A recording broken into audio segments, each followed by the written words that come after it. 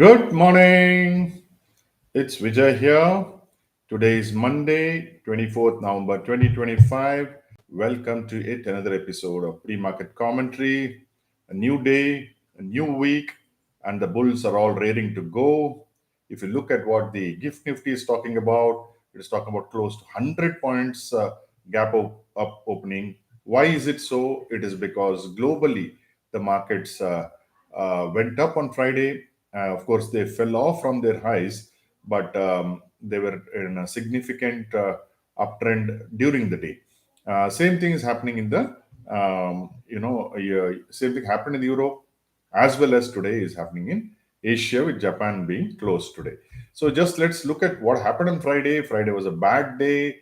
It was a 2 day winning streak was smashed on Friday, all because on Thursday the global markets fell down significantly because of the AI bubble being questioned.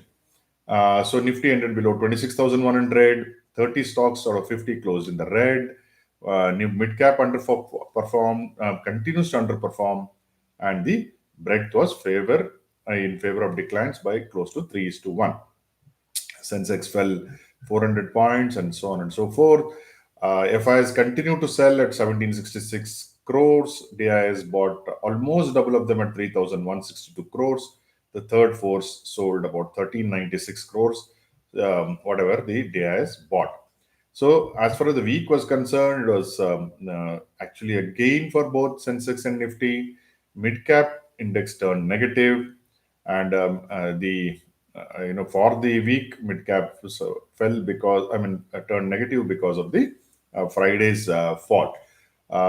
Realty and metal stocks were the biggest underperformers. We hold metals. We're a little concerned as to why there was sudden underperformance in metals. Realty we have been watching, but for some reason, which I do not know at this point of time, metals also joined in the party. IT stocks were outperformers, but today it may not be the case. I'll explain why. Meanwhile, technically, for those guys who are technical analysts who look at trend lines, the MSCI World Index broke a 7 month long trend line last week, and that is definitely concerning for people who are looking at the global market index, not just any country index. So that one has to keep a watch on it. Now it has bounced back to the trend line. Whether the fall was a bogus fall or it is going to come to hit the trend line and then fall, we have to see. But as of today, it looks like it may cross the trend line. What was also significant Friday was rupee hit a record low, 88, 70, 88. 80 used to be the peak, or that was the ceiling, but then the ceiling broke and it went as high as 89.67. Officially, it closed at 89.49.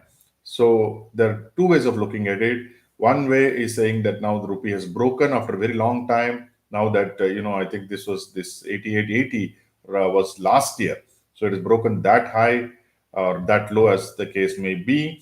So now rupee should get weaker, and I was looking at 90 at one point of time. It's almost come there. Now people will talk about 100. Of course, 90 has not yet come. It's come close to that. So one that is to say rupee is negative. It is because of our economy, of our trade deficit, and so on and so forth. And we also did not get any U.S. trade deal over the weekend. A lot of people thought it will come.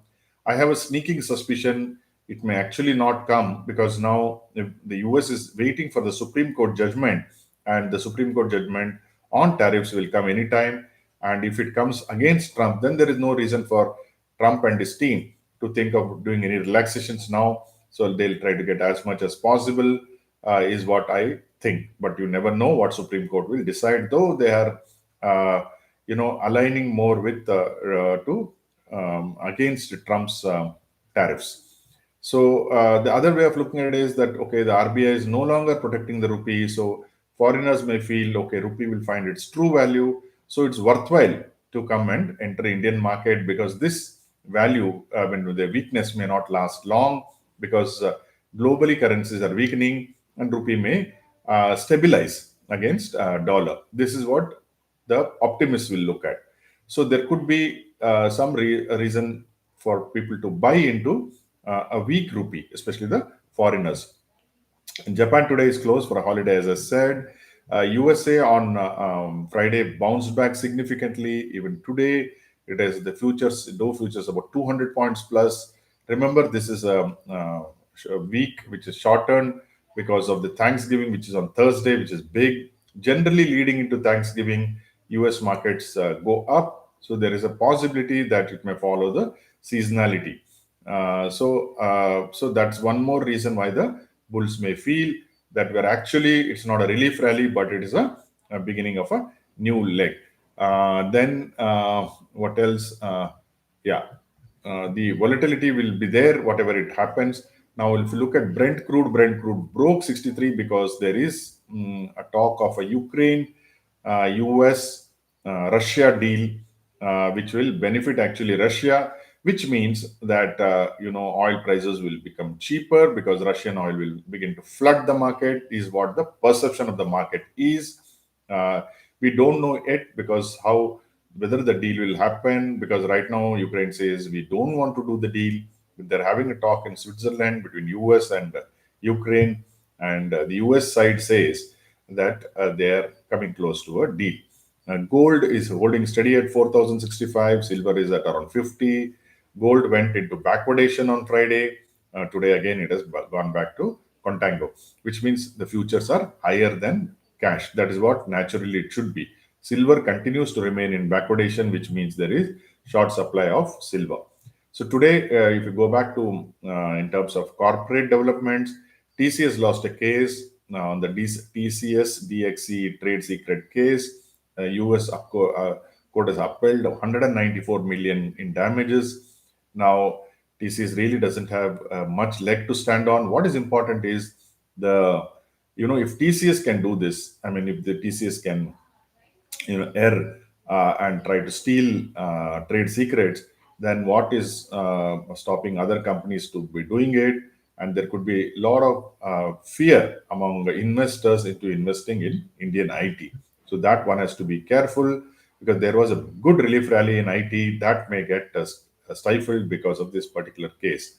In terms, let's look at the positives. The positives: Indigo is getting into the Sensex from next month. This is the first airline stock to have got into the Sensex, so that's looking good. And they're also investing $820 million for aircraft acquisition, so that's another good thing. HG Infra, JV has won a 1,415 crore project. Tata Chemicals is increasing their capex 910 crores. Obviously, it means that they see demand coming through in this year. Tata Chemicals is a rank underperformer. It's still expensive at current valuations, but you never know, it may be turning the corner. Kotak Bank has approved a 1:5 stock split, so that may also be in focus. Tata Power has signed a power pact in Bhutan, and IKS Health, Nomura has increased their rating on it, the target price of 2,000. IKS Health is what's a new age pharma company. And Tata Steel has got an injunction what is from Orissa High Court on their this one. So that is something maybe interesting there. Hindustan Construction got a large order about 1,500 crore. No, sorry, they are going to raise 1,500 crores, so not large order. So there may be something positive cooking there. Sham Metallics also is become the favorite of Jeffries. They will raise the target price to 1,050. Then TCS, as I said, not TCS, sorry, Swiggy, Zomato, an urban company, may be affected because 4 new labor codes have been implemented. As soon as they get implemented, gig workers will get benefits, which will affect the profitability of these 4 companies. Not four, many companies which are listed and which employ gig workers. As far as pharma is concerned, Lupin, Shilpa Medicare, and Natco Pharma have got adverse observations from US FDA, so that those will be under pressure. That is the problem in pharma. Good companies, but somewhere US FDA observations come and then they get sold out. So the labor code impact, the new labor code impact, the 4 laws are, as I said, gig worker costs will improve, increase for the companies, and that that will weigh on the near-term sentiment. The platforms are supposed to uh, get hit by added costs of 1.5 to 2.5 per order. So that is something which one has to keep in, let's say, keep in focus. But what is important is it is helping the gig workers. The only fly in the ointment today is crypto. Again, has started selling off. Now that is something which will worry a lot of people because a lot of money is being funneled through crypto into the stocks and outside. So that may affect, even gold and silver to some extent. Then there is some very interesting development over the weekend. The reform panel of Niti Aayog has suggested to the government of India to ease Chinese investment curbs through what we call the Press Note 3. Press Note 3 basically means that any landlocked country cannot invest significant amounts into India. So if they remove that and they're expecting at least to modify it to maybe 15% investment, then China will flood the Indian market. So a lot of Indian companies may get affected. So all in all, today should be a good day. Opening should be good. Follow up, we have to see. It is not very clear whether it is a relief rally or beginning of an uptrend. But as usual, we are cautious to the extent of 20%, not more than that. 80% will still buy on decline, whereas 20% we may look to short sell as far as intraday is concerned. We hold on to our stocks, as I said, precious metals, base metals, banks, and pharma, and a few other stocks, auto ancillaries, which we feel should do well in the coming days and weeks. So, whatever you do today, I hope it is successful. Thank you for joining.